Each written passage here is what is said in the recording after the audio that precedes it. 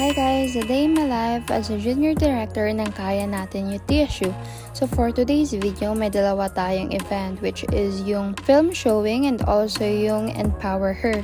So, yan, nagbibiyahe na ako papunta sa school. Ang call time namin is 8 o'clock pero dumating ako ng 9 a.m. O diba? Ang galing?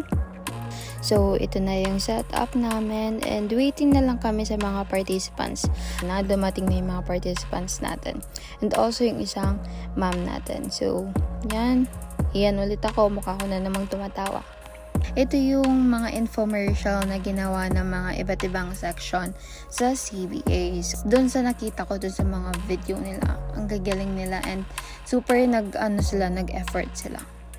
So, dito sa part na to, ito na yung patapos na yung infomercial. Hindi na talaga napanood yung film showing kasi kinulang na talaga sa time kasi 11 a.m. na siya. So, dito sa part na to, ito na yung lunch time namin. So, binigyan kami ng food. So, syempre, kinain ko din kasi gutom na din ako, Mima. Maya-maya, bumili din kami ng ice cream sa 7-Eleven.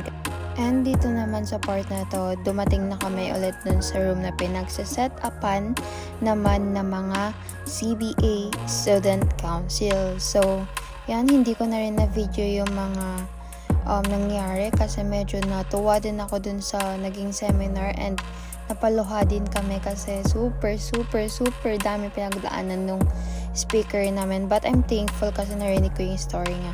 So, dito sa part na to, bumili din ako na makakain ko. And after ko makuha yung order ko, ito na, pumunta na ako dun sa may cafe na kung saan doon kami magmi-meeting and also mag-video shooting.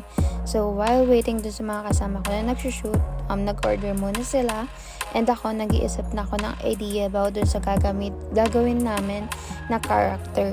Tinapos lang namin yung ginawa namin and yon, nag-decide na kami na umuwi na kasi medyo pagod na din kami and also gagawa pa kami ng mascot kinabukasan. So, bye-bye na!